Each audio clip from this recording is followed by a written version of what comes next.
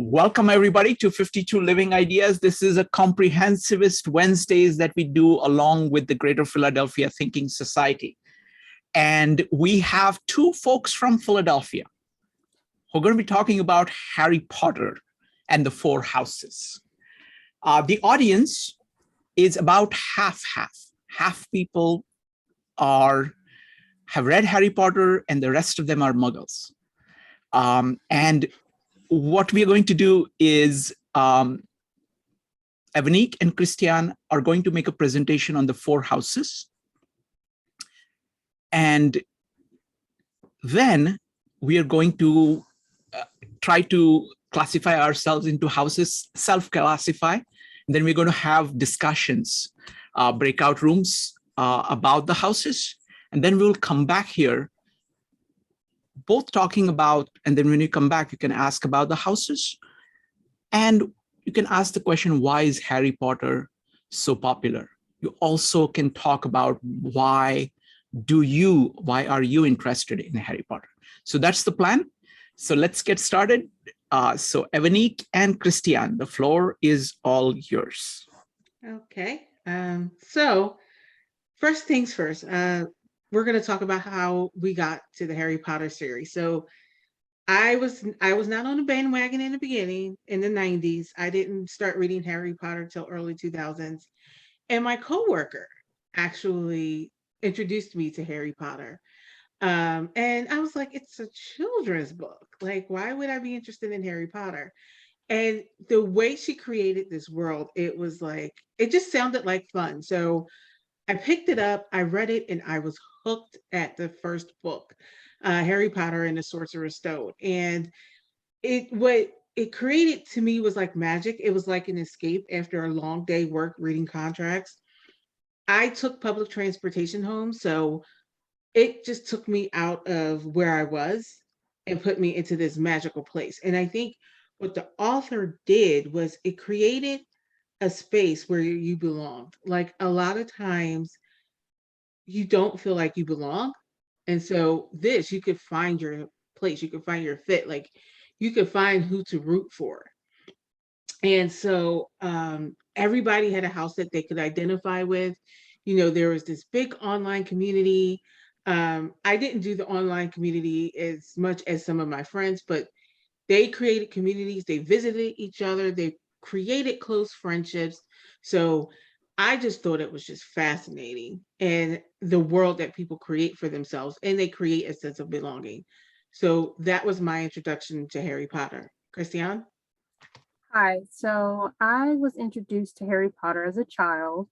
I started because my grandmother actually saw it in the newspaper, and she's always encouraged me to read. So I remember I was about 12, so I was in that demographic of people that they were aiming for to read the book.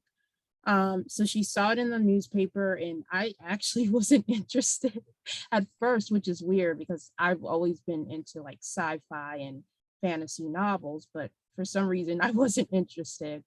But she eventually kind of coaxed me into getting the book at the library. And ever since then, I was hooked. I think the part that I enjoyed the most was identifying with different characters and being able to relate to, even though they were in a magical world, I was able to relate to their growing up and going through different stages in their life. And I kind of was going through those same stages at the same time. And then even when the movies came out, I saw the stars of the movies grow up, and we're about the same age. So that was really nice too. So that's how I got hooked into Harry Potter. And hopefully this introduction will help those who haven't been hooked yet.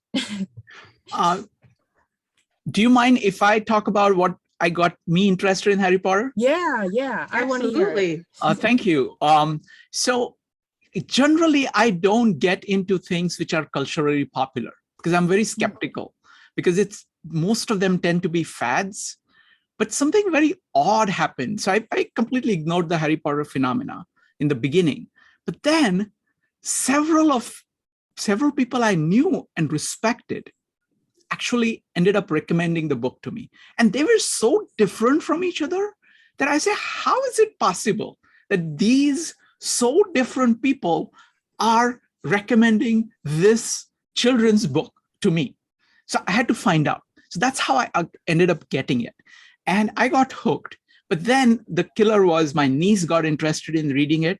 And then it was a competition. And as you know, for people who know this, when the books came out, it was very difficult to get your hands on the books the first time. So I live in New York. So I always found places, new places that were carrying, like when Kmart started carrying the book, there was nobody knew that they were going to carry the book. So I was able to go and pick up the book on the first day. And my niece had to wait. And I was very, I was trying to be very nice, but at the same time, letting her know that there's all kinds of stuff that I knew that she had no way of figuring out yet. So anyway, so that was my introduction. Thank you. That's so funny.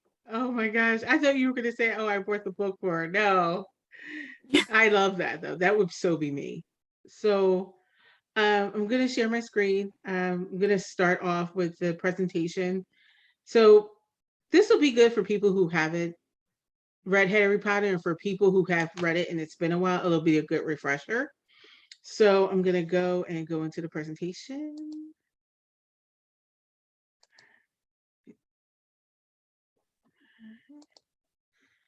So Harry Potter, why it's so popular, we already discussed that. So let's see. So, oh, I'm sorry. The first page was the castle. And an interesting thing about the castle is that it is an actual castle in Scotland. The basis for Hogwarts is an actual castle. So it totally fits in with who Hogwarts is. And so in the story, if people pass by Hogwarts, which is a school for magic and mystery, if they pass by Hogwarts, they would just think it's a regular castle. And there's a very good reason for that, because back when the school was created, witches and wizards were persecuted by quote unquote normal human beings, which were called muggles because they did not display magical qualities. So the four houses that we're going to discuss are Hufflepuff, Gryffindor, Ravenclaw, and Slytherin. And all of these houses have traits of the four founders, which, all right, let me see, is the four founders are Godric Gryffindor, Helena Hufflepuff, Rowena Ravenclaw, and Salazar Slytherin. So each founder has a house, and the house has traits of the four characters, which we're going to, of course, go into. Each student studies like magic and spells and herbology and animals. So I love this because this school reminds me of Montessori, which we talk about in other topics. And Montessori allows students to explore, to learn through play. And this is kind of what Harry Potter does, is that it allows people to learn through play and experiment. And the professors are there to guide them and to help them if they get stuck with something and they have questions. And it also keeps them from killing themselves, with magical spells. So I love that the professors are there to guide, but the students are really taking on their own journey. So that's Hogwarts in a nutshell. So now I'm going to go a bit into my house, which is what I was sorted in, which is Hufflepuff. Now, I didn't think I was Hufflepuff when I did the sorting, but when I looked at the traits of Hufflepuff, I was like, yeah, of course I'm Hufflepuff. So Hufflepuff has several traits. They're hardworking, they're friendly, they're loyal, and they're inclusive. Just going through my notes, sorry. So when you look at Hufflepuff and the houses, Hufflepuff is, like I said, is hardworking. They like to be behind the scenes. They're really inclusive. They're really an inclusive house, where they welcome everybody. Anybody that's interested in magic, you're welcome to Hufflepuff. Um, Hufflepuff is also modest, and they're very humble, and that they don't think of themselves as ultimately important. They just kind of like to help, which is actually one of their negative traits. So moving on. So the negative traits, or I say traits that they need to work on, is that they can be very naive. They can fall for people because they're so welcoming, they're so inclusive, that they give everybody the benefit of the doubt, and they tend to ignore red flags. So another thing is, besides the simple fact that they're humble, is that they have a low self-esteem, and that they don't realize their importance, and they don't realize how great they are in this house, and they don't realize the contribution they make. They're not really very competitive. They're kind of the antithesis of Slytherin. They're not really, ambitious. They kind of just want to blend in the background and go with the flow. Um, and like you see here, there's a lack of ambition. Like they don't sometimes live up to their potential. They're smarter than they are, but they kind of tend to play small in the world. So that could be a lack of ambition. And then their inclusiveness, which is a positive trait, can also be a negative trait for the reasons I said above, because of they're naive in nature, but they're also their element in their element is earth, so they're very grounded, and they're very good with herbology, which means they like care about the environment, but they also can make potions that heal. So those are the traits of Hufflepuff, which is my house. So now we get to go to Gryffindor. One thing about Gryffindor is the lion. I'm sorry, I forgot to mention that Hufflepuff has the badger. So Gryffindor is the lion. They're the house that's courageous. They have nerve and they have chivalry. That means they're going to stand up for the little guy. They're not going to they're going to see people being bullied, and they're going to step in. They're going to defend the little guy. They feel like they're the protector of Hogwarts as a whole. And they're also the protector of people in their houses, and they're the protector of people in other houses too. So also is that they're chivalrous. That means, that they really do care about other people. But like I said, every house has a positive trait. Gryffindor also has their points that they need to work on. One of the things is that they're very hot-headed. So they don't think before they act a lot of times. They just go in, and sometimes, even though well-intentioned, they will make things worse. And and that goes right into their recklessness, that they have these traits where they just don't think and they just do. And even when you try to reason with them, they're still going to do what they're going to do. And then they're arrogant, which is reason why this isn't my favorite house. It's because they're arrogant. Now, one thing, because Kristiane's about to go into her presentation, but one thing about Gryffindor is that they're almost the exact same as Slytherin.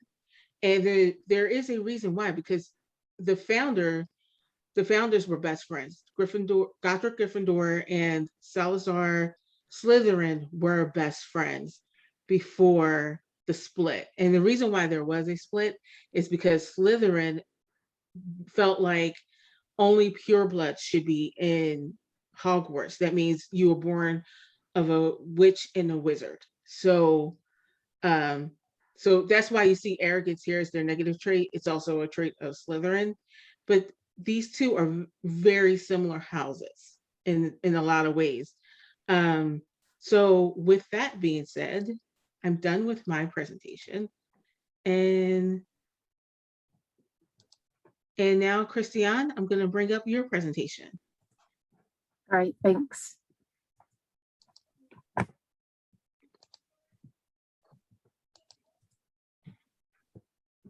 So I decided to talk about Slytherin and Ravenclaw.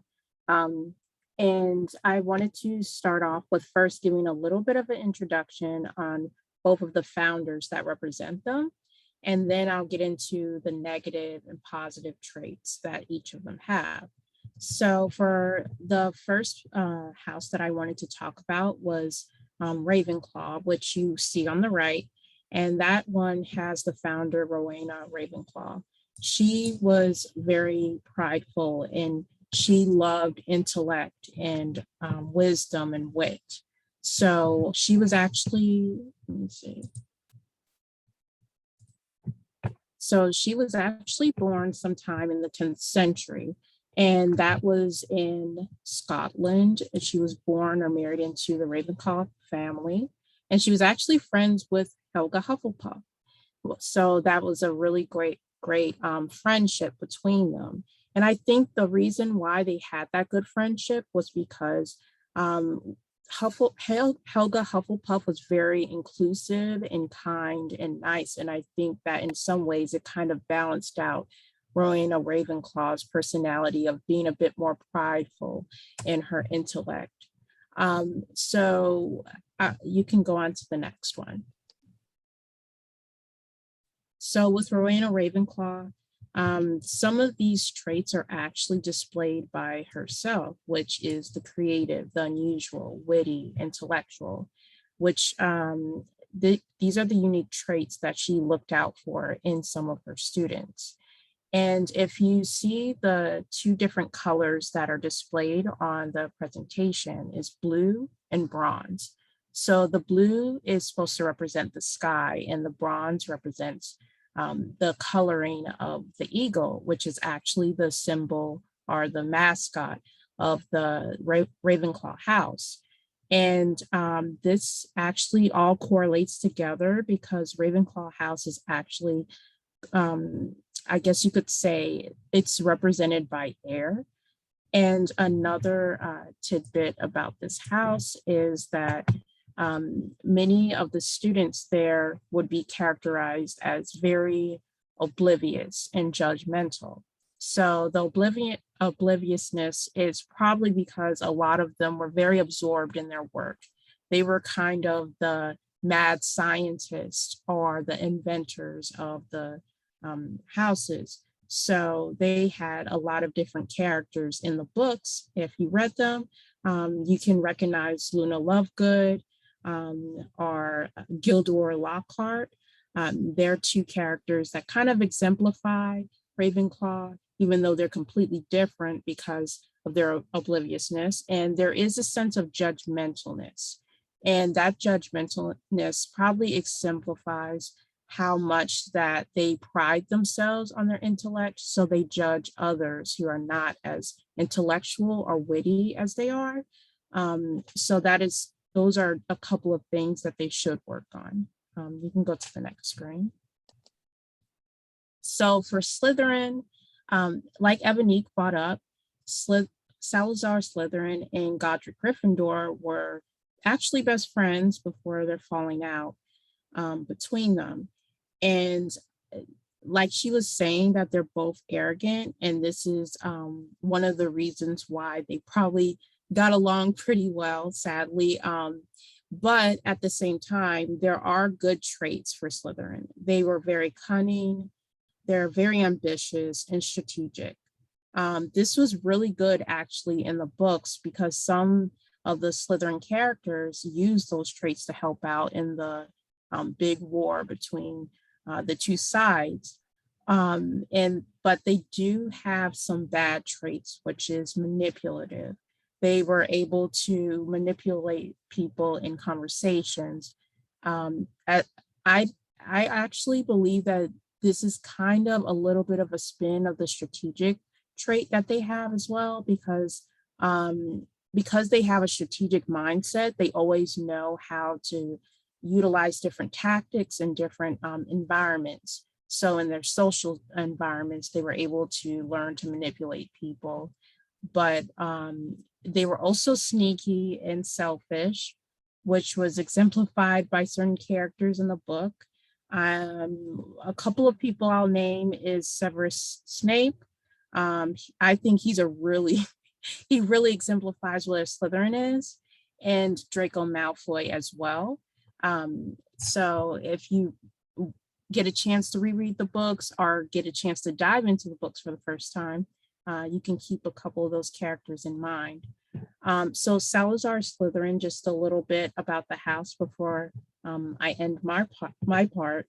So if you look at the presentation, you see the green and the silver. So the green and the silver is actually a really good reason behind it. These colors were chosen because they are actually colors that if you look at lakes and different bodies of water, those are the colors that green and silver kind of color is exemplified in those lakes. And snakes is another trait that was chosen for a reason. So snakes were actually chosen because, one, Salazar Slytherin was a Parseltongue, which is a person that was able to talk to snakes. And he had that magical gift from his family because he came from a pureblood family. And a pureblood family is a family that is completely magical, no non-magical people in their family. So that's one reason why a snake was chosen as the mascot. And also Slytherin was exemplifies the water. And that's one of the reasons why the silver and gray works as well. So the snake is actually in a lot of European mythology. It like Loch Ness monsters. I don't know if you guys remember that. They would be in lakes, and those lakes would be silver and green kind of color. So yeah, a lot of this ties in together. And this is one of the reasons why I've always loved Harry Potter, because as you dive into it, there's a lot of symbology within the books. And J.K. Rowling, she actually studied mythology in college. So it's just really fun to see little things dotted here and there within the book. So I'm done with my part of the presentation. Wonderful. Thank you. Thank you, Evanique. Thank you, Kristiane. Now I want to open it up for anybody who wants to talk about what they like about Harry Potter and what their thoughts are on the four houses. So if you have read Harry Potter, go ahead and type exclamation mark to talk about why did you read, what do you get from reading Harry Potter? And secondly, any thoughts on any of the houses? Go ahead and type exclamation mark if you'd like to share. I invite everybody to share. That's the best way we can get most value from the meetup.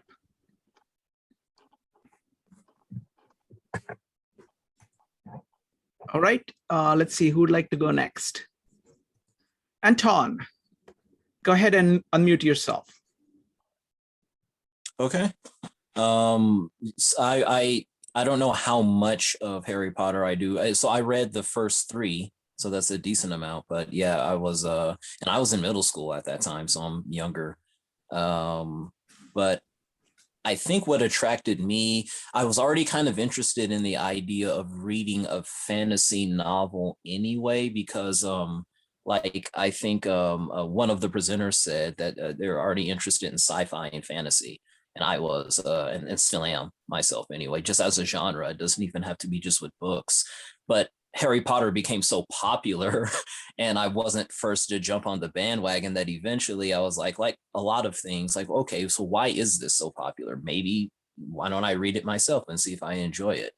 So yeah, an interest in the genre first, and then I just wanted to look into it. And was it, what do I think about the four houses? Was that the other thing? Mm-hmm. Or yep. Yeah. I think it's nice to have a refresher on the distinct characters of the four houses. You know, I had some awareness from what I remember, but it's nice to have that refresher. I'm thinking about more like how I identify myself. I never took a sorting test or anything, you know, as the question that you had asked. So, but I do think like all of the houses have characteristics, as was discussed in the presentation, that can be used for good. Or you know, yeah, all of them have characteristics that can be used for good, even if they're distinct from one another. And in a way, in my mind, I guess I might say it a little more in a bit, like Gryffindor and Slytherin are surprisingly similar, despite where Harry was classified and, you know, like Draco Malfoy, etc. So yeah, those are some thoughts that I have. Wonderful. So for anybody who wants to answer it, I mean, we talked about similarities between Gryffindor and Slytherin, but they are at each other's throats throughout. So what is it that differentiates them? So what is similar and what is differentiate? So whenever we get a chance. So it's we'll start with Allison and then Joe. Allison. Why do I have to go next? It's true. I think what I always liked about, well, I read the first book and I've seen all the movies. What I liked about it was that I've never actually really been really big on like these whole big myth story, not myth, but like the Lord of the Rings, all of that. I don't actually like it that much as a genre in general. But what I liked about this was that I felt like in so much of popular culture, the nerd is marginalized and is made fun of. And I've long called myself nerd girl. So I felt like I finally had a place where I could be the hero finally. And I was telling Kristiane a few weeks ago that I am Hermione. That's me in a nutshell. And with an edge though. But I like that for once, like both Harry and Hermione, they're like these nerdy intellectual kids, but they get to be superheroes and they get to do all these amazing things. And I thought that was really wonderful. And with the four houses, I think I'm definitely Ravenclaw, even though that's not where Hermione was, but that's totally my personality. But what I think is funny is the thought of, you know, you've got all these four different personality types and the thought of filling them with people exactly like themselves is odd. I mean, I don't think in real life that would work. I think people need a balance of personality types in order to get along. You know, you need yin yang basically. And putting everybody, you know, in the same type in one thing, especially Slytherin, they would all just kill each other, I think. Or plot to kill everybody else. But turn into the Hunger Games. I don't know. I don't Wonderful. know. So Thank those you. are my thoughts. Thank you, Allison. Next up is Joe. So, I mean, I have not read any of the books. I'm not familiar with Harry Potter or anything about it. So it was a fantastic presentation in order to kind of bring me up to speed as to what the four houses are. Oh, we're just getting started, Joe. Wait. Well, I mean, you know, it was amazing because it was such a great presentation because it really, I was thinking about how it related to so many other things that we talk about here at 52 Living Ideas. Joe, let's do one thing. Let's everybody who has read the book talk about it because I want to get more of the book on the table. It's okay. Like, see, the four houses is like maybe 1/5 or 1/10 of the complexity of the book. So let's get the book on the table with the help of everybody who has read the book, and then we will talk about general patterns. Does that make sense? Okay. I'm completely okay with that. Okay. Next up is Evanique. Folks, if you have read the book, please share what you get from it. And you can talk about any aspect of it. Let's look at the richness of the book. Evanique. Yeah, one thing I wanted to mention is it's so funny you talk about how we were talking about how Gryffindor and Slytherin are alike. And it's a funny thing because Harry Potter almost got sorted into Slytherin. Yeah.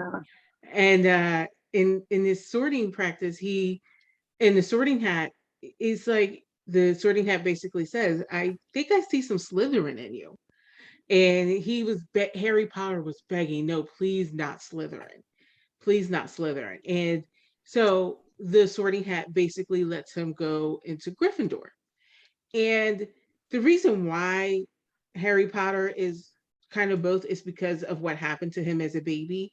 Basically, it's the evil wizard Lord Voldemort killed his parents, and Lily like covered Harry to protect him from Lord Voldemort.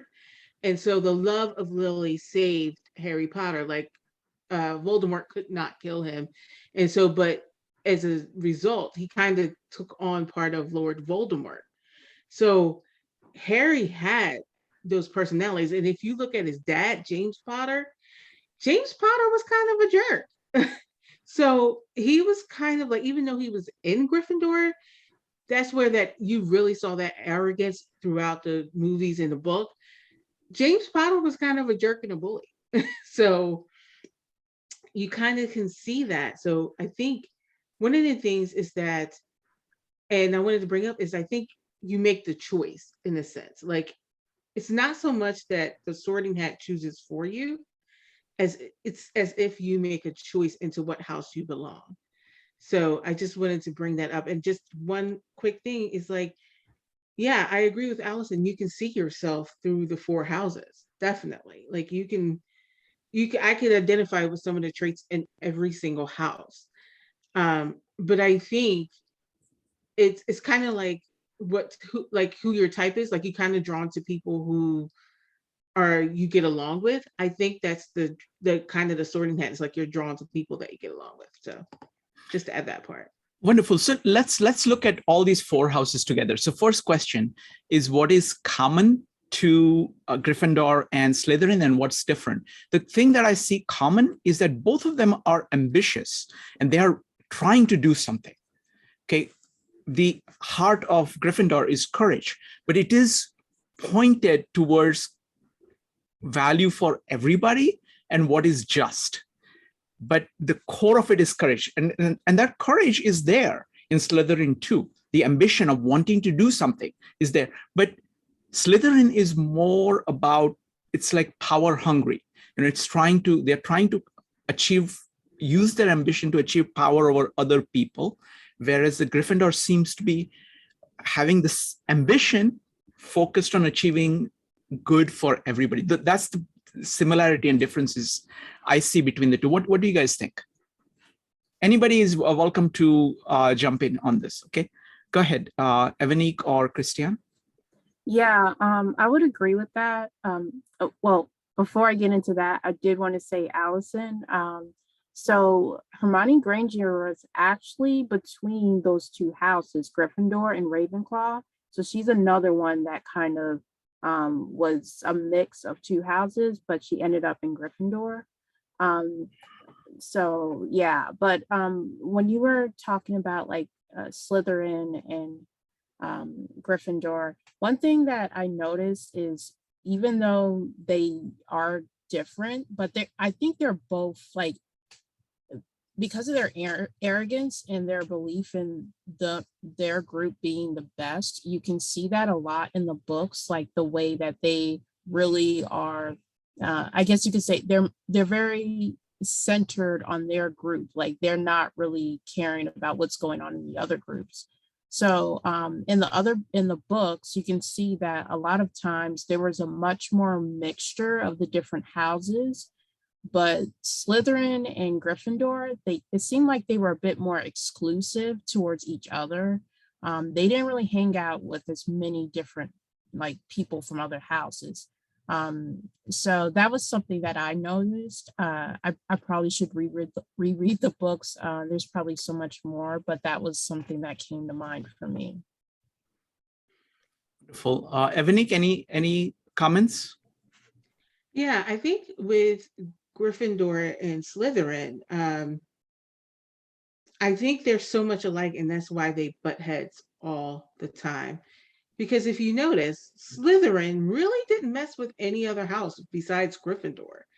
Like, they went hard after Gryffindor, and Gryffindor went hard after Slytherin. And I think, in a sense, they're both after power. The only difference is, I think Gryffindor hides it better. And what I mean to say about that is, Gryffindor wants to be the known house, the good house. And they were favored by Dumbledore, and they knew it. So they knew that they could get away with certain things that they knew they shouldn't have been doing, but they knew that Dumbledore, and for those that don't know, Dumbledore is the headmaster of Hogwarts, that they could get away with. And so they still wanted to be known as the Quidditch champion. So I think they were both ambitious. They were both cunning. They were both power hungry. It's just that they wanted different things. And I think actually, now that I say that, I think they kind of wanted the same thing. They wanted control of Hogwarts. Gryffindor wanted control, and Slytherin wanted control of Hogwarts and how it was run and how they wanted to do it. So they were actually the reason why were so and they were so such enemies is because they wanted the same things, power.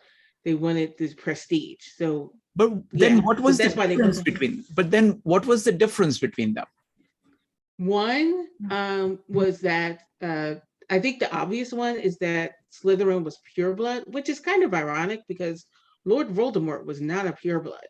He was who was like, who's the thing that who was the Lord Voldemort is who kind of Slytherin looked up to, in a sense, but he wasn't a pureblood. He was a half-blood prince. So one of his parents was a Muggle.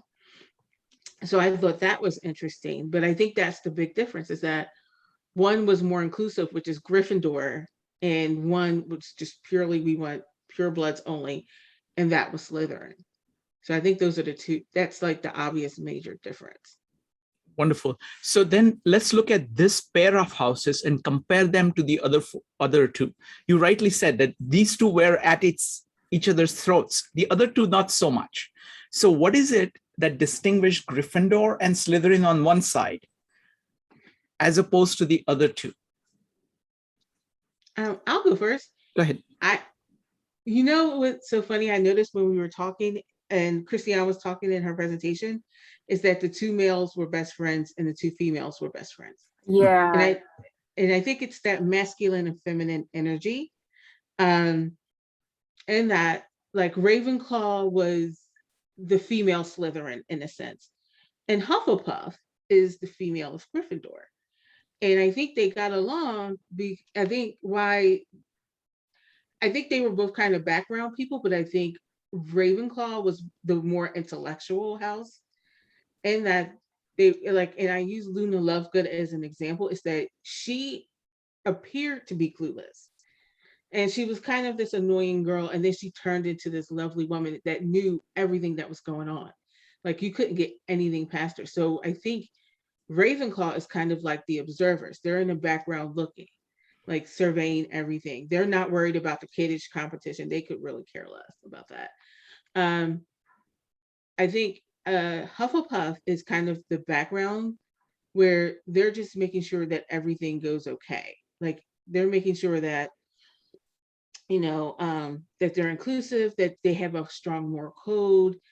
And I think Hufflepuff kind of hangs in the background too, which is interesting that feminine energy, both houses really hang in the background. But they really are looking at everything as a whole. I think they're both in a sense observers, which is why they got along. So I think they're kind of like the background to Slytherin and Gryffindor, which is like a very masculine energy. That was fantastic. The distinction between masculine and feminine. Go ahead, Kristiane. Yeah, I was going to agree with that. Honestly, she kind of took some of my points I was going to bring up. But yeah, I think that's one of the reasons why I think because like we actually were both sorted into each of those houses. I was in Ravenclaw and Evanique and Hufflepuff, so that's really cool. And one thing that I did notice was that was Ravenclaw and Hufflepuff, like they weren't really involved in like I guess you could say the political fighting between the the Gryffindors and Slytherins. They were more into what their craft was. So Hufflepuff was really into herbology, so they would probably be more so out there in the garden and tending towards the magical plants, or maybe even tending towards the magical creatures. And then with Ravenclaw, they would probably be busy like experimenting with different spells, castings, and reading books on creating like, I don't know, like new charms or things like that. So yeah, I think that's one of the reasons too, that they really worked out pretty well as friends with Rowena Ravenclaw and Helga Hufflepuff. I guess they are the more introverted house, and you can kind of see that a little bit in the books, because like both of the like the characters in those two houses, they don't really have like a big major character too much. I mean, they do have characters, but they're more of the side characters instead of the main characters doing like the big, stuff. But they're still getting the work done behind the scenes to help out in the war effort that goes on in the books. So yeah. Wonderful. Thank you. Next up is going to be Allison. Allison, what do you think? I think that 52 Living Ideas is Hogwarts. So this is Hogwarts because when we're all out in the real world of the Muggles, and if we start talking about philosophy and poetry and literature, people don't understand our magic and they think they're really like kind of bizarre. So we all had to come here to Hogwarts so that we could be around each other and we get each other. And now I figured out the houses. So the design way is Hufflepuff because it's very inclusive. Dante is Gryffindor because he's always trying to save the world and change it and make it better. The Dowdaching is Ravenclaw because he's just so mellow and cool and happy, but also intellectual. And then Nietzsche, of course, is Slytherin because, it just is. Wonderful. Excellent, excellent. So I want to talk about the Hufflepuff and Ravenclaw. I agree with Evanique about the male and female. It's also very interesting that there is a pair who's a friend here, and there is a pair that's a friend. They kind of get along with each other because there is a lot in common in each of them. And what is common is actually common between Slytherin and Gryffindor is different from what is common between Hufflepuff and Ravenclaw. What is common between them is that they're kind of, to use Jung's terms, the houses, the Gryffindor and Slytherin are judgmental houses. They are saying, this is what needs to happen. Let's go do that now. Whereas the other two, Hufflepuff and Ravenclaw, are more perceiving houses. They're trying to take in and trying to preserve and trying to conceptualize it. There isn't the level of intensity, let's do something now, kind of transformative kind of spirit that is there. Hufflepuff and Ravenclaw is kind of cooler versus this is being hotter, hot versus cool, if you want to use that. Then the difference. So then the question is, again, what's the similarity between the Hufflepuff and Ravenclaw? So we were distinguishing these two pairs. So now the question is, what is it that is common to Hufflepuff and Ravenclaw, and what is it that is different? So anybody who wants to. Well, Go ahead. Oh, I was just going to say that we kind of talked about this a little bit in our presentations of how with Ravenclaw, they're kind of an example. Their element is air, and I think that's a really good choice because usually with air, it's like the intellectual kind of thing, and then with Hufflepuff, they're the element of earth, which is more grounded, hardworking, and they're usually really gifted with herbology and just planting and things like that. So those are the differences. I think the similarities come in. Let me ask one thing for the people who for the benefit of the audience. Could you name the elements for all four houses, and could you name the animals for all four houses? Okay, so for Slytherin, they would be water, and also their animal would be the snake. For Hufflepuff, they would be a badger, and their element would be earth. And then for Ravenclaw, that would be air, and the animal would be not the raven, the eagle. Mhm. And then for Gryffindor, their element would be fire. And then their animal would be a lion. So Got it. those are the 4 houses. And Got yeah. it. Sorry to interrupt. Please go ahead about the differences. Yeah, I think the differences between them is the way that they, I guess, the way that they channel their energy.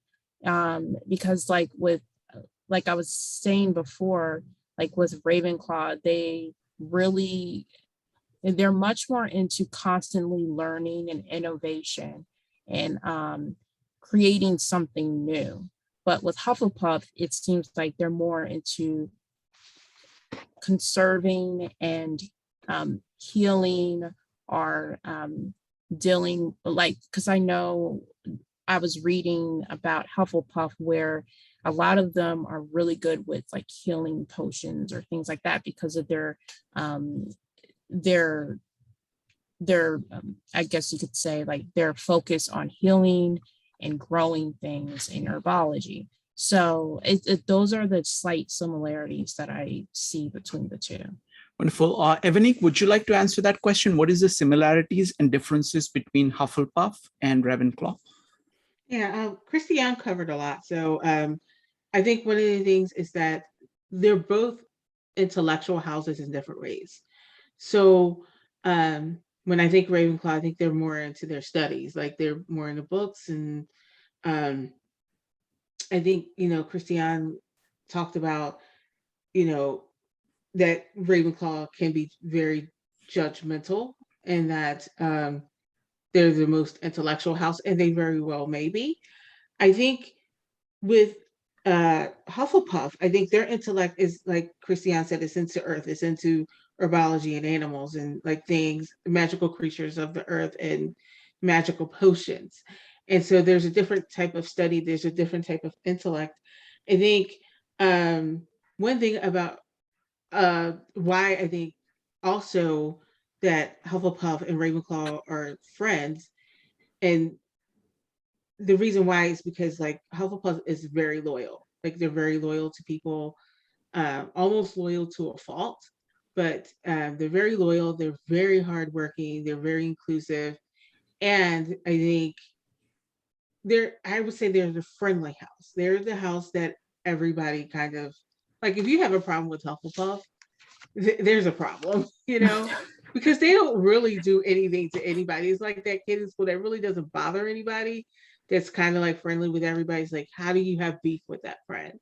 So I think but they do value hard work. And I think sometimes they can be seen as laid back because they're probably in their garden, like Kristiane said, they're probably planting or whatever. And they may appear to just be like, hanging out, but they're really actually working very hard. And like Kristiane said, like Hufflepuff, even though they're inclusive, they are an introverted type of house where they don't want to be the center of attention. They just want to have their group of close friends and, sit down, have some snacks, play some games. But yeah, I see that as the similarities and differences of the houses. Wonderful. So folks, what we are going to do now is we are going to go to the breakout rooms. One of them is going to be led by Evanique and the other by Kristiane.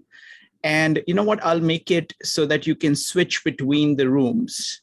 So the first one will be, give me a second here. How do I do that? Yeah, you get to choose your room. Okay. So the first room, I'm going to rename it. Let's see, Kristiane did Ravenclaw.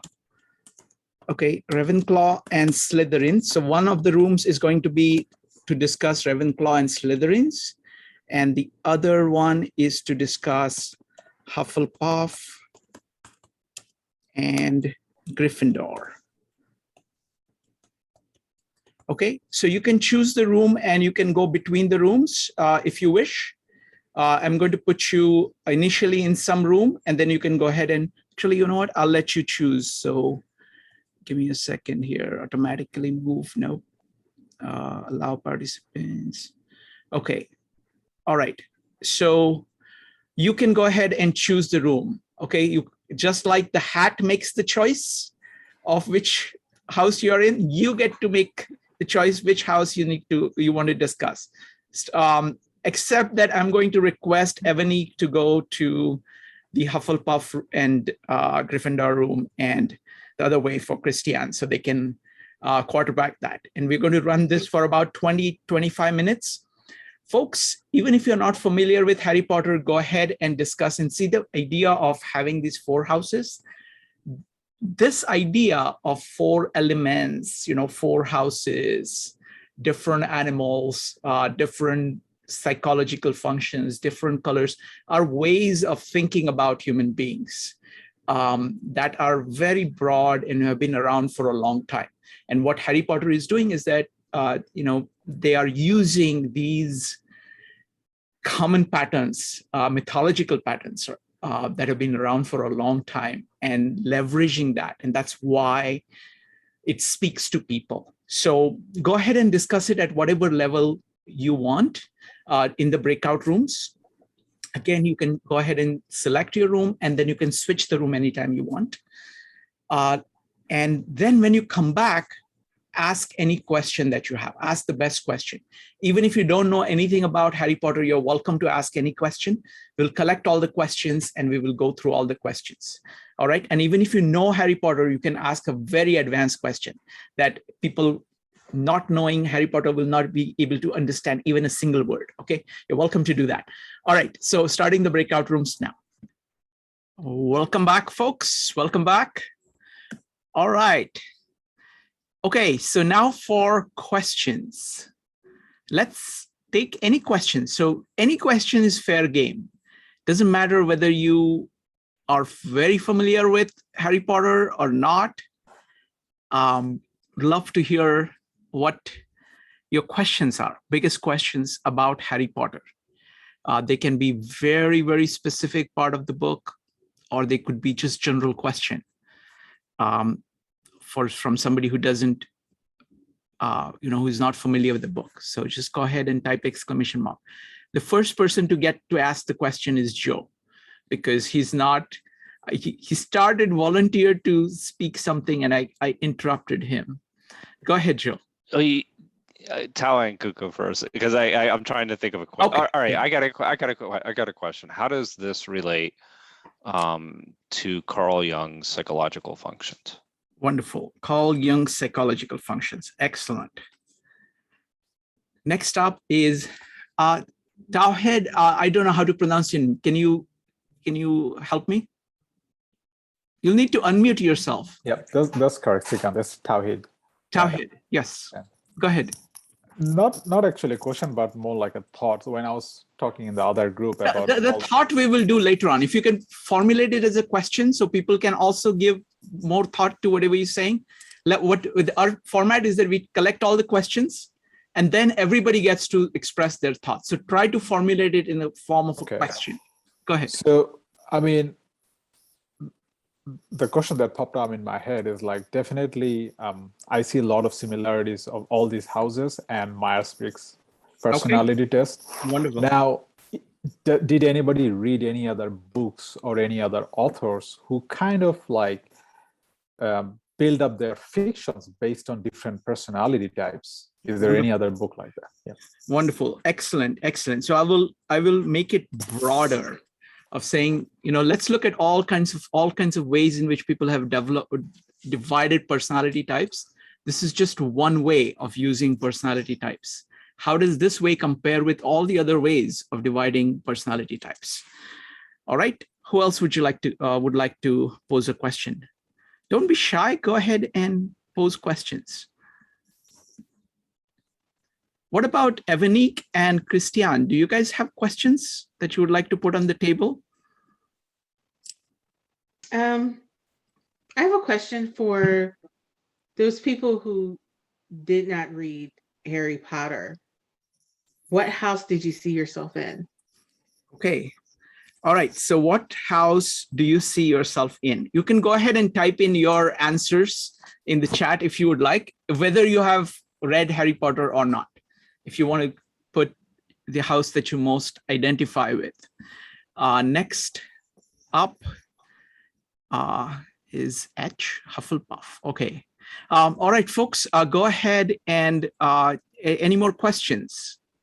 Allison, go ahead. Yeah, I was noticing that Harry Potter was written before 9/11. And then after 9/11, the biggest series of books that kids were really into is The Hunger Games, which is a much more dark, depressing series. So, and these are both books that were huge bestsellers by children. And so they're, gravitating toward things, like they're responding to what's going on in the world. So I'm wondering what kinds of books kids are going to gravitate to after this pandemic. Wonderful. Post-pandemic Harry Potters. Okay, excellent. Anybody else wants to put questions on the table? Otherwise, the questions that, Joe, go ahead. How do Harry Potter impact a child's perception of the world? Wonderful. I think I'm just building off of what Allison in a way, but Excellent. Harry Potter builds worldview. Okay, excellent. All right, so let's start with the personality types, because that actually, both the questions that Joe and Tauhid ask goes to the heart of the concept of houses. So why these houses? I was talking to a friend and he says, oh, this is not really a very good division of personality types. It's basically, people who want to do stuff who are divided into two camps. There is the Gryffindor who wants to do one thing, and Slytherins, and they're fighting against one another. There are a bunch of people who don't want to do much. Those are the Hufflepuff, and people who are kind of thinkers who are separate. So there is like that is the general category thing. But there are many, many different ways of dividing personality. So Ambika, you had a question? You want to put a question on the table? Go ahead. Reflecting on what Allison said, and we were in the same group, I've watched all the movies and I love them, but I haven't read the book. My concern is after this whole pandemic. No answers, only questions. Go ahead. Who would be writing the new stories to Okay. lift us out of this darkness? Because the Hunger Games were really, really drastic. And that's where I'm heading, because there's magic and fun in Harry Potter, and the good wins. And we need to see that light again, especially for kids. So I'm wondering, maybe Allison, maybe you'll write it. I don't know. Who knows? Thank you, Ambika. Joe, your question. yeah. So I have one more question that we talked about a little bit in our breakout room. How does knowledge impact the four houses? Like, how do the four houses use knowledge? They both use them. They use it in a different way. So, Okay. yeah. Okay. Excellent. So let's start with personality types, because that goes to the heart of this division of houses. So any thoughts? So let's look at, for example, Jung's personality types, right? I mean, they would say there are four functions. There are the feelers, there are the thinkers, they are the sensing people, and intuitive types. That's how he starts off. There is another game called Magic that has 5 different categories, like black, which is like ambition, then red, which is passionate, then there is blue, that is the thinker, green, that is the agreeable type, and white, which is trying to maintain current order. So that's the second thing that I can think of. There is the personality types of the big 5, agreeable, oceans. So openness, conscientiousness, extroversion, agreeableness, and neuroticness. That's what the big 5 does. So anybody, now it's time for comments. What do you think about the personality types? And what do you think about this particular way in which the four houses are there? And what are the virtues of dividing it into these 4 houses in particular? And any thoughts on that? So let's start with Evanique, followed by Joe. Evanique.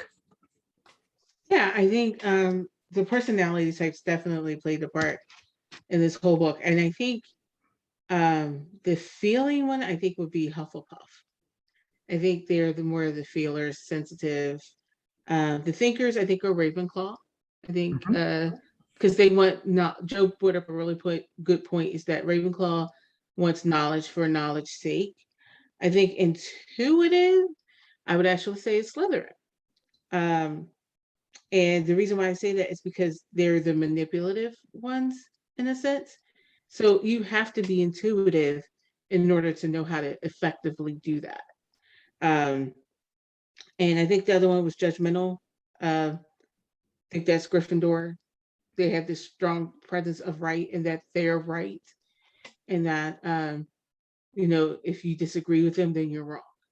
So I think definitely those personality types.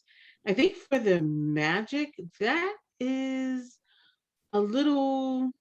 I'll let that go to somebody else because I'm not sure about that one. But sure, Joe. So I agree with, I was just actually going to say the same thing that Evanique said. Essentially, the feelers are Hufflepuff, the thinkers are Ravenclaw, and although I disagree, I think Slytherin is sensing in the sense that, and then the Gryffindor are instinctuals.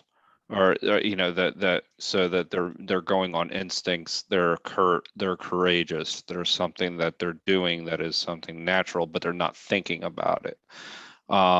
So that would be the only reverse order out of these two. But you can see the traits, the personality traits really start to manifest themselves as we actually talk about this a little bit more. So those are my again, I don't know the houses that well, so I can't speak to how there's a certain, I'll leave it there for now. Thank you, Joe. Anybody else wants to comment on this? So Tawhid, can you restate your question? You're talking about Myers-Briggs and other books. Can you go ahead and elaborate a little bit? Yep. What your question So was? my question was basically, this Harry Potter series has 4 groups, and you can see the different personality types in different groups. And I saw a lot of similarity between Harry Potter and Myers-Briggs personality test. Now my question is, like, it seems like this is a great way to develop a character or a fiction where you have different characters from different personalities. So is there like other fictions or other authors who has kind of build up their storylines based on this kind of different personalities? And is it like that visible? That was my question. Wonderful. Kristiane, go ahead. Yeah, so I'm not really into this series, but I do remember Divergent was one. Like they had different, I can't remember now because I only watched the movies. But I do remember Divergent. That's the first thing that came to mind for me. Wonderful. Anybody else wants to comment? Okay, let's go to the question of what do children get from Harry Potter? Why do they read it? How does it impact their worldview? How does it impact how they look at themselves and their own possibilities? How do they look at the future and what is possible to be done? How does their worldview get shaped by a book, by this particular series of books? So it's going to be Jeff, Evanique, and Kristiane. Jeff. So I put a couple of my favorite quotes there into the chat. And what I hope that children and others who read the story, through all of the books, feel, in the French, sense of the word encouraged, their heart strengthened, and that they're, in a spiritual sense, inspired to seek and do what is best for people. To me, it is a hero story, and these three quotes, dark and difficult times lie ahead. Soon we must all face the choice between what is right and what is easy. No good sitting around worrying about it. What's coming will come, and we'll meet it when it does. Is really, I think a quote about agency. We'll figure it out, and we'll keep moving forward. And then this last, is about courage. Really, you sort of start thinking anything's possible if you've got enough nerve. And I'm hoping that the story goes into people's the story that they tell themselves about life and about themselves and about others. Thank you, Jeff. Next up is Evanique, Kristiane, and Allison. Evanique. Yeah, I think what Jeff said was really beautiful. I think the biggest thing that children take away, that children can get, is that they all have a part in this world, that they all can play a part. All four houses played a part in defeating Lord Voldemort at the end, including Slytherin. And I think children know how they fit. It helps children learn how they fit. And it also I think there was actually a quote where it talks about, like, they studied psychology and they said it teaches children how to deal with the real world. And it teaches children how to deal with problems. We were talking in our group about the Dementors. And for people that don't know, the Dementors are the way in which they kept prisoners in Azkaban, which is like a wizarding prison. And the way they did that is they sucked the joy out of you. They sucked the happiness out of you, which is depression, right? So it taught children how to deal with those things. And it did it in a way that didn't marginalize them, especially at the time these books came out. Mental health was really not really talked about that much in the 90s and early 2000s. It's just recently that, people started talking about it. So I think it gave a way for children to really discuss it and to discuss real world problems with their parents. And I think it allowed children to see who they are and to be proud of who they are. So I think that's like the biggest takeaway for children in these books. Wonderful. Thank you. Thank you, Evanique. I have to plug actually one more book here. This is actually, it may seem very crazy, but this is actually a Harry Potter fan fiction, which I actually like better than Harry Potter now. It's called Harry Potter and the Methods of Rationality, where the premise there is that it's Harry Potter, except that he's trying to figure out what is going on with magic and all these magical things and what is behind. So for example, Dementor. What is it that sucks life out of you? What is the nature of such a thing? And what in principle do you need in order to counter it? So there is this entire kind of very deep, it's based on deep ideas on psychology and of thinking, things like it's called Harry Potter and the Methods of Rationality by, I think, Yudkowsky, and it is available for free online. So you can just search for Harry Potter and the Methods of Rationality or H.P. Moore.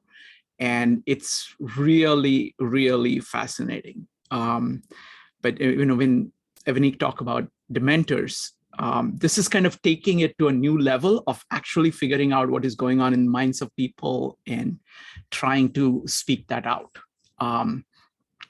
Also, kind of heroism, what are the issues that are faced by a hero and how do people deal with it? So it's kind of written for adults, adult level understanding of these kind of conflicts. What is it? So it's very interesting. Next up is going to be Kristiane, Allison, and Joe. Kristiane. Yeah. So actually, like I said in my presentation, I was actually a child while I was reading it. And I think what Evanique was saying really resonated with me. A lot of the characters were going through challenges that I remember I was going through during the time that I was reading the books, even like the death of Dumbledore and dealing with grief, or dealing with the challenges of becoming a young adult and going out into the world and forging your own path that's different from your family. So yeah, I think that I definitely agree with Evanique that there was what I took away from it was how to handle challenges and real life circumstances, and also being able to resonate with characters that were going through similar things. And even though they weren't perfect, they were still striving to do the best that they could in very hard circumstances.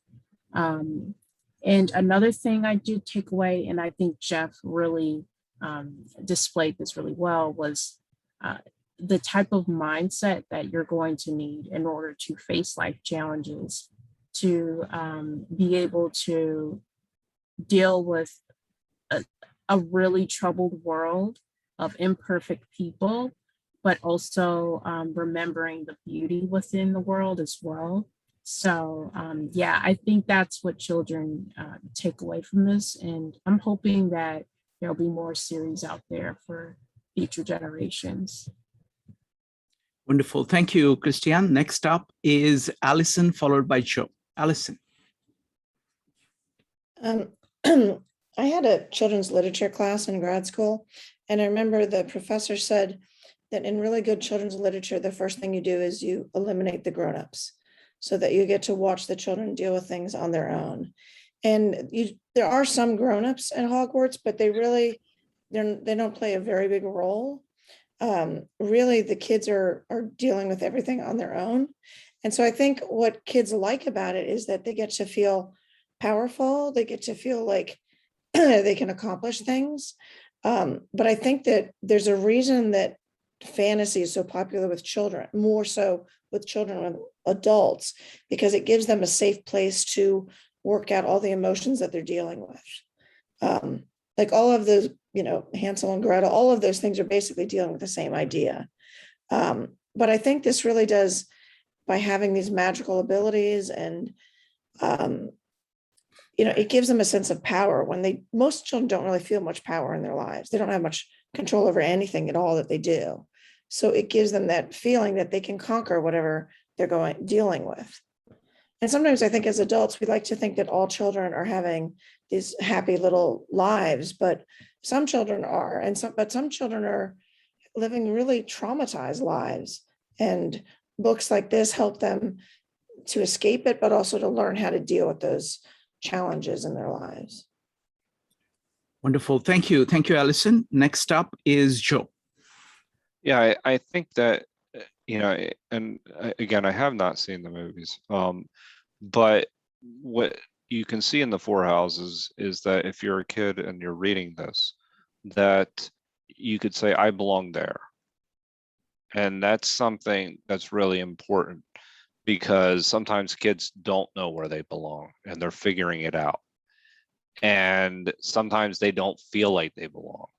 But this fantasy allows them to explore where, not only they belong, but what they can actually, they can imagine a different world.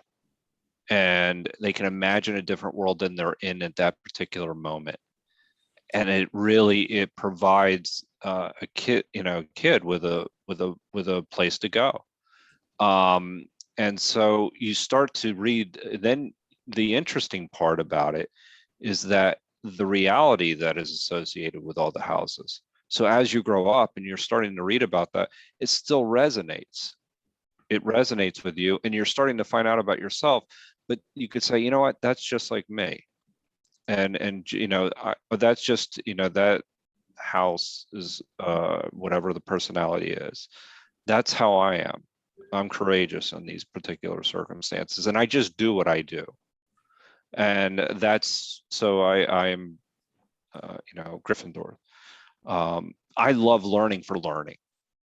This is who I am, and this is what, and it's okay. And it's a way of providing a sense of belonging without actually having to be there. And I know it's a story, but you start, as you get older, you start to see where everybody is a little bit different, and that we have our own personality types, but that's okay, that each one of them has a place to go, and that's the important part. And I think that helps really kids feel not alone. That's the only way I can put it. Wonderful. Thank you, Joe. I want to broaden this question into the role that stories play in human life, because like in modern times, we think about it as logos of saying, okay, we are reading nonfiction in order to figure out. But if you look at history, the first way of actually making sense of life was always stories. People told stories. There were stories of culture. And those stories were not just stories. They were not entertainment. They were actually ways of thinking about your life. So we've talked about the mythos and logos. Mythos, which is like an embodied version of ideas, not ideas by themselves, but ideas demonstrated through lives of people, fully embodied. They are typically, in the olden times, they would be spoken, they would be told orally by people.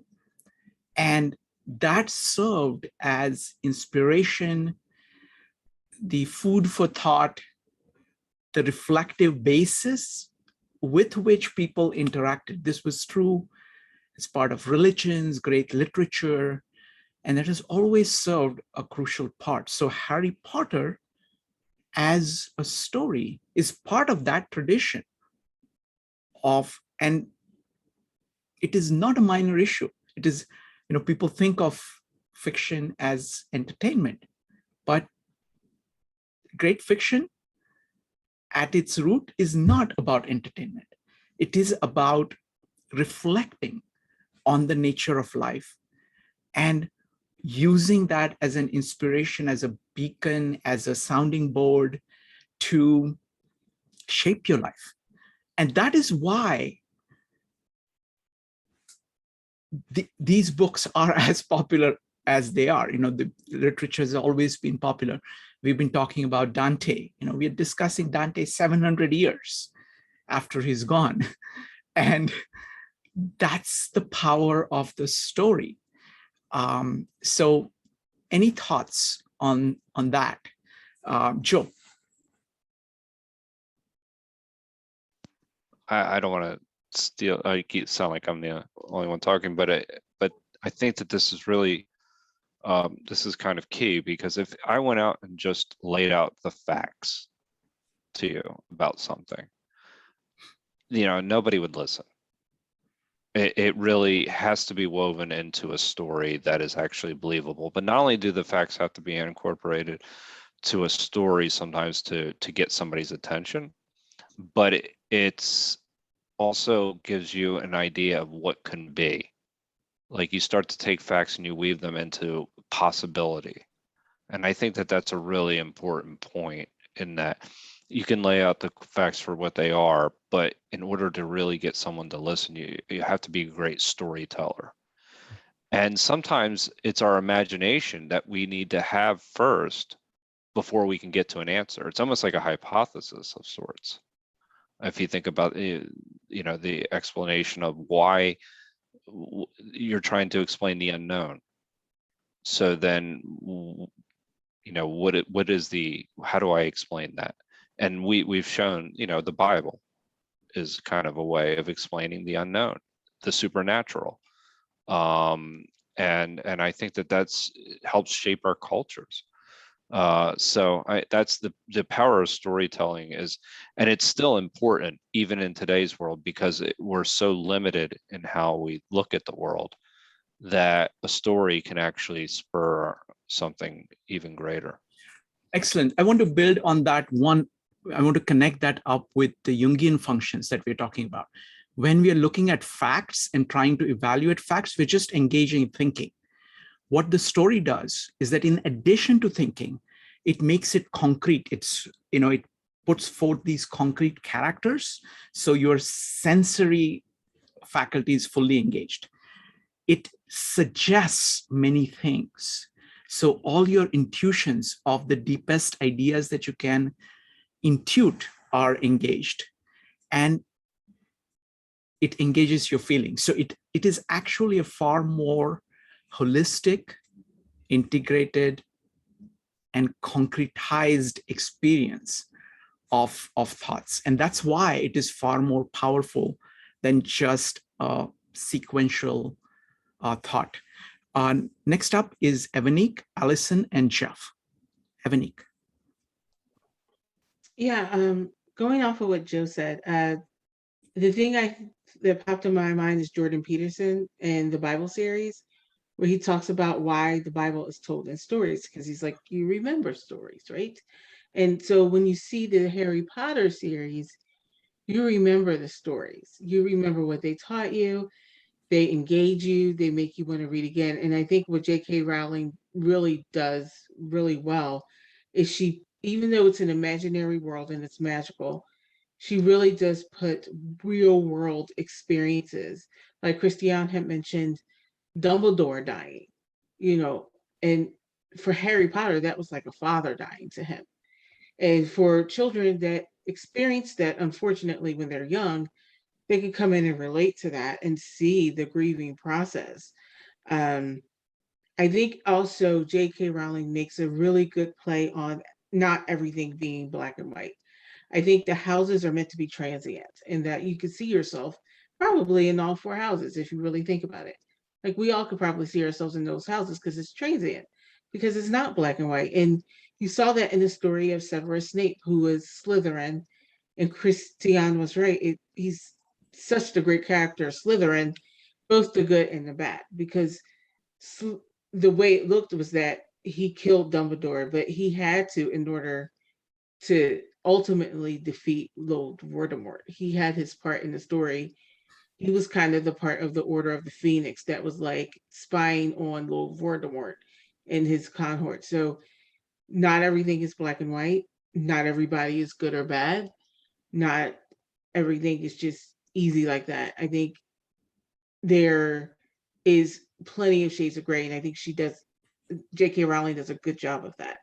And I think it's just showing people, like that is the reality of the world. It's like not everything is good or bad. There's shades of gray. So that's Wonderful. Thank you, Evanique. Next up is Allison, followed by Jeff. Allison. I think Mary Poppins said it best when she said a spoonful of sugar helps the medicine go down. One thing was thinking about the other day is that I've been, up until the pandemic, probably 90% of the books I read are literature, they're fiction. And I read a lot of history too, but mostly fiction. But since the pandemic, I've been getting more and more interested in reading philosophy. So I was looking at all my books and I thought, why? Why am I, like, why this switch? And I was thinking that the philosophy explains the literature, but then the literature explains the philosophy. And that really, it's like the same thing, like you're looking at a sphere, but you're looking at it through different holes. And it's really all about the same thing. And so they interact. But literature is this great way of really explaining all these ideas, but really in a way that people can understand better. And it's more approachable. It pulls you in, you're thinking about the characters, but you don't realize that usually within literature, you're getting the best philosophy, you're getting history, politics, sociology, all the best ideas of the world, but they're, in a story that pulls you in. Yeah. Excellent point. And the one of the greatest examples that we've been looking at is Dante, where he takes the whole of the knowledge that was there available at his time and builds that into this really riveting story. Thank you. Next up is Jeff, followed by Jing. Jeff. So, Shrikant, I expect you know that I believe that is such a powerful question. So it's such a more powerful question than we can even begin to do justice to here. That the stories we tell ourselves about our lives are probably the most important thing we do. And our emotional health, the meaning that we give to our lives, the energy that we gain, the courage that we gain to do important and hard things and to dare mighty things come from the stories we tell ourselves. And especially about our lives and about other people and about the world and about the meaning of life. And even as healing from trauma, that inviting someone to tell you their story, and we all know that of the millions of moments and interactions we've had in our lives, we remember a few, and those become our story. And they serve us, those stories serve us, or often they don't.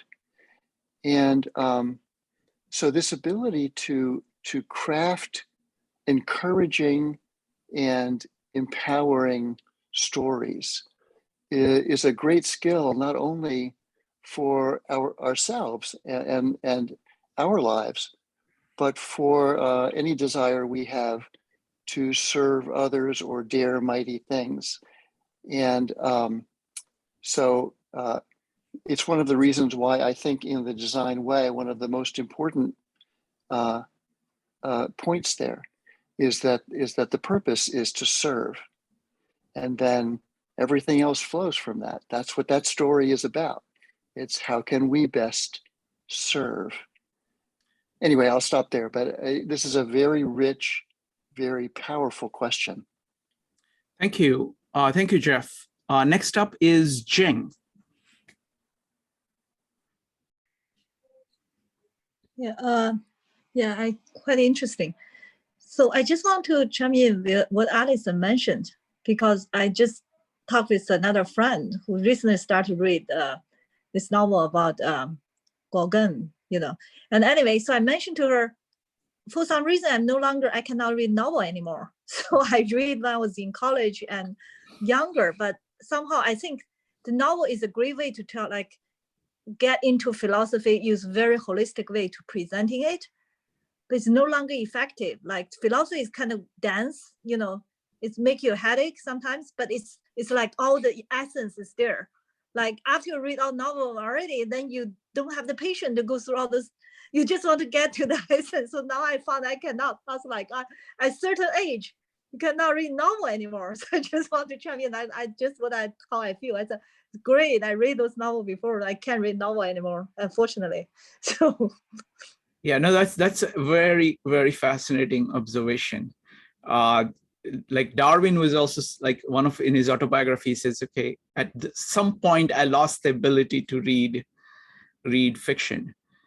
So there is that, but at the same time, it is incredibly powerful. The one thing I want to talk about is Jordan Peterson's book, Maps of Meaning, and Joseph Campbell's work of the hero's journey.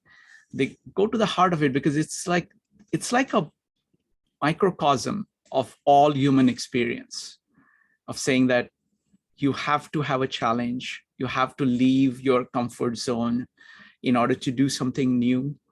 It's going to involve taking risks. You have to be willing to face the depth, depth of despair, all kinds of negative things, the dragons, and then many times or sometimes you win, and you bring back the gold, and you bring back the gold to the city to make the city better. And that process continues. It's the human story. Jordan Peterson does a fantastic job of describing this in psychological terms in Maps of Meaning. All right, folks. So that's if the other thing I want to say is that, great works of literature or fiction are far deeper than whatever one presentation we can do. So I can just list like a whole bunch of things. So if you have not read Harry Potter, there is a lot more things going on. There is the concept of a phoenix, of the idea of things getting destroyed and coming back. There is the idea of this child who was attacked, when he was very little, and the love of his parents protecting that, and what's the consequence of that. What is it in principle that can protect you from bad things? And it just goes on and on. I mean, the number of the relationships, the characters are very interesting, of the friendships that develop, the rivalries that develop, the student-teacher relationships that develop.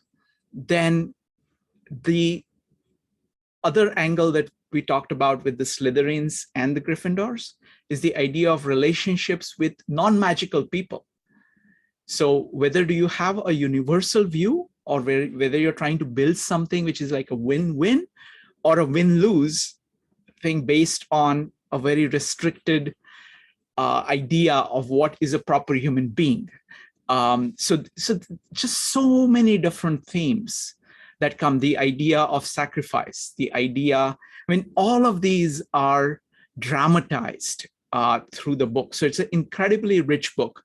So this is for the final round. If anybody wants to talk more about, the book itself and what the richness of the book, you're welcome to do that. Go ahead and type ! If you'd like to comment about the richness of the book beyond what we have talked about. Evanique, do you want to say something? Sure. I'll say thank you. First of all, thank you for everybody for participating tonight. And for especially the people who did not read the books, thank you for joining and being curious. I think, I'm sorry, Shrikant, can you repeat your question? The question is, see, Harry Potter as a book, as a series, is far deeper than what we could cover today. And I want to give people a sense of its richness and deepness at the end. So hopefully that will motivate people to look it up a little bit more. Yeah. So what I can say to that is this series related to me as an adult. I read this as a young 20-something or maybe mid-20s. And the thing is that it was at a point where I knew I wasn't in the right career. I knew in a sense that, I was just trying to figure out who I was. And I felt like you could do that. And I think what it adds is just a sense of play and a sense of fun. And if you don't get anything else from that, it's like the sense of play and the sense of fun and the sense of a really good escape that is meant to teach you something. It is meant to really help you deal with life. And it could be at any age because it just brings joy. And it just brings this sense of, I just think it's a sense of fantasy that really relates to real world issues. So I think that's what you can get out of it. And this was really hard just because you want to talk about so many things about Harry Potter and you can't get it all in one session. So so it was very fun. Thank you, Shrikant, for giving both me and Kristiane the opportunity to do this and giving me and Kristiane the ability to work together. And it's been an honor to work with both you and Kristiane. So thank you. Well, thank you, Evanique. And I thought that both of you did a fantastic job of delimiting the topic, because the way of saying, okay, how do you talk about something which is very large, but do it in a way which is accessible to people. So your choice of saying, okay, we are going to talk about these 4 houses served as a very good delimitation so that people could actually see something deep about the book to give them a flavor. So it was an excellent choice. Next up is Kristiane, Joe, and Anton. Kristiane. Yeah, so one thing about the books that I really enjoyed was the characterization, like the richness of the characters. We talked about how I think Evanique brought this up, that there are a lot of shades of gray with the characters. So as you learn more like about Dumbledore, for example, you learn more of the negative traits that he actually has. And you also see the impact that Harry Potter kind of deals with as he learns those traits. But then I think that it shows that, like, as a child, you do have that black and white thinking. But when you start to grow older and you start to learn more about maybe your mentors, your parents, your coaches, you may idolize them as a kid, but eventually you start to learn more about them and you realize, oh, they're human too. They have flaws, they have things that they're not proud of or regrets, or lives lived that way before you came into the scene. So I think that it really helps children to kind of realize that adults are humans and that we all have flaws, we all have characteristics and events that we're not proud of. So that's one thing. And I also want to bring up the area of relationships within the books. I think that with Harry Potter being an orphan, it showed how he does get sort of the father figure and the mother figure through different characters, and also being able to show like a bad household versus a good household, because at the beginning he's living with the Dursleys and they were neglectful and abusive towards him, but eventually he works through that and he's able to also live with his friend Ronald Weasley's house, and their home it may not be like perfect in the sense of the material, but they have a sense of closeness and loving camaraderie with each other that I think also helps children and people to kind of see like the different ways that relationships can manifest. So those are a couple of things that I wanted to bring up. But yeah, this was a really, really good discussion. I could talk about Harry Potter for hours. And I'm so glad I got a chance to work with Evanique. It honestly, like I saw like the amount of work that you put in, like I was like, wow, I need to step it up.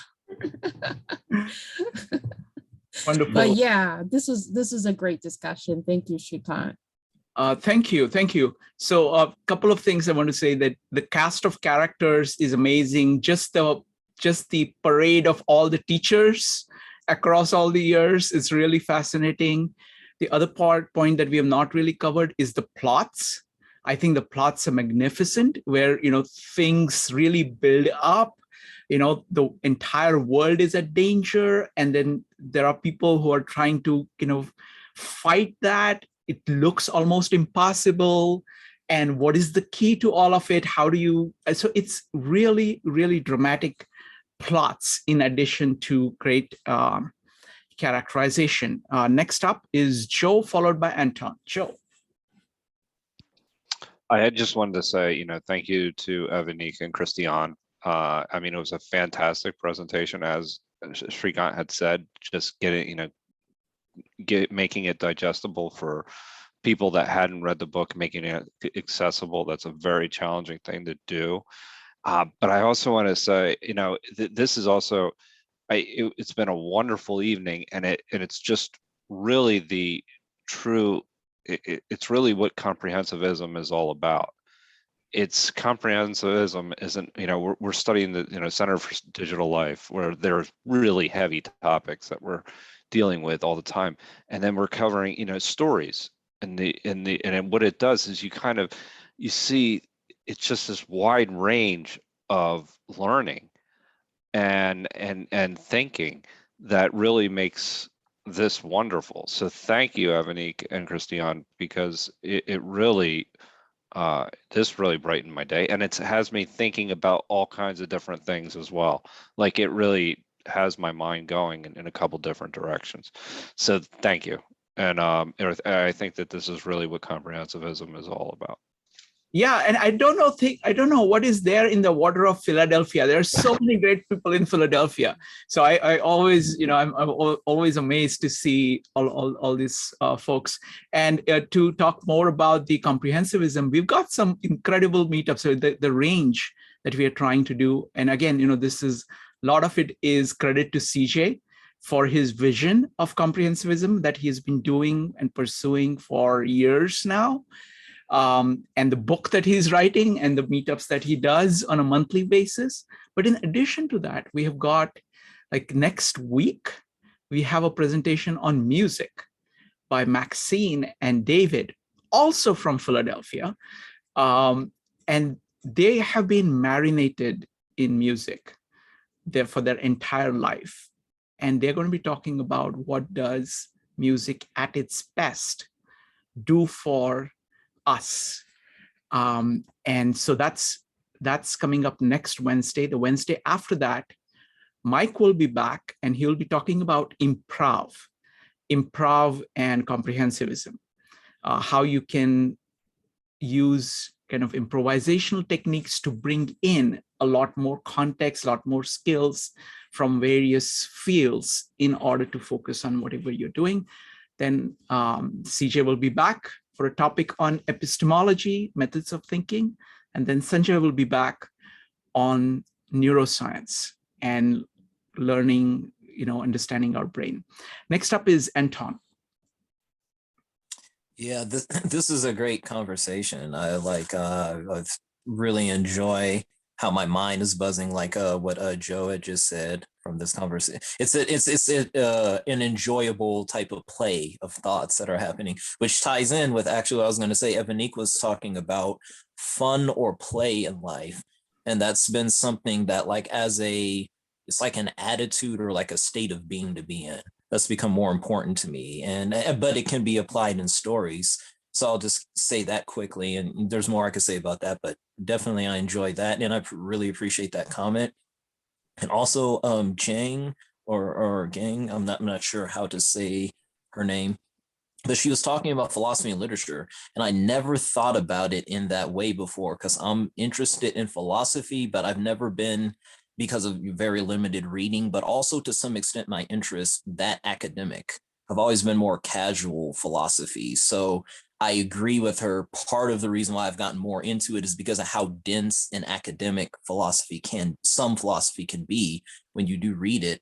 So literature does seem to be a way, or story does seem to be a more fun, interesting way to communicate some of the same concepts. I never thought about it that way before, but I think that's true. So I just wanted to make those comments. That's all I want to say. Wonderful. Anton, and welcome. Welcome to 52 Living Ideas. We do this every day. And the idea of living ideas, we call it 52 Living Ideas. The living ideas is two-part. You actually have to live ideas. So stories are actually ideas lived. That's what stories are. And they're living ideas in the sense that the ideas are living. They're not fixed. You are working on them, and you're continuously trying to make them better. You're trying to apply the ideas that and then you're trying to use the experience for life in order to modify the ideas to make them more living. So that loop. So Evanique and Kristiane, this was just wonderful. Thank you so much. You did a fantastic job, and got to talk about Harry Potter. I'd never thought I would get to talk about Harry Potter on 52 Living Ideas. It's all thanks to you. All right, folks. This has been a great evening, and we'll see you soon. Good night. Thank Thank you. you, everyone. Bye.